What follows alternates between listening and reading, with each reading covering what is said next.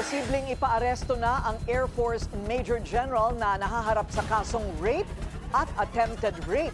Ang mga umano'y biktima na junior officer. Balik trabaho na rin daw matapos mag-mental health break. Ang detalye sa agenda report ni Francis Folve. Inaasahang ilalabas na sa susunod na linggo ang arrest warrant laban sa two-star general na opisyal ng Philippine Air Force para sa criminal case kaugnay sa kasong rape at attempted rape na isinampa ng dalawang lalaking junior officer niya. Ayon sa kampo ng mga batang Air Force officers, sa kabila ng trauma, tuloy ang serbisyo sa bayan ng dalawang complainant. They are soldiers, they train to be soldiers. The last time I talked to them, nagre-report sila. No? They report to work every day. Pumapasok sila araw-araw.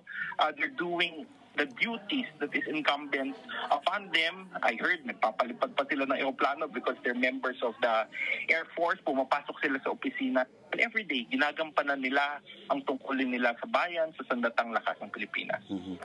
Bagaman may progreso na sa criminal court, nakabinbin pa rin daw ang desisyon kay AFP Chief of Staff General Romeo Browner Jr. sa pag-convene ng military court-martial.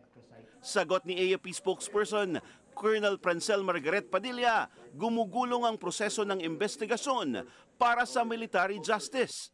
Nananatili naman sa AFP custody sa ilalim ng house arrest ang opisyal. The process is moving forward as it should.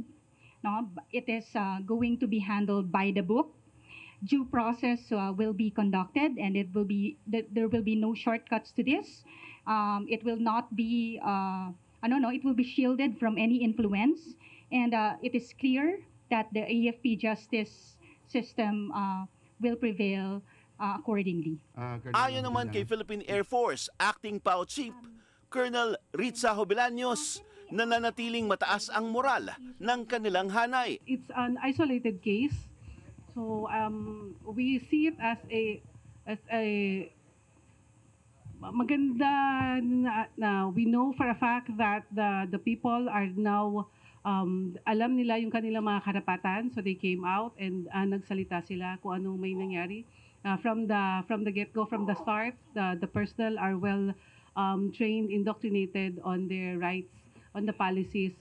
For instance, yung RA 1313, Safe Spaces Act natin, so alam nila yung mga karapatan nila. So wala namang any problem.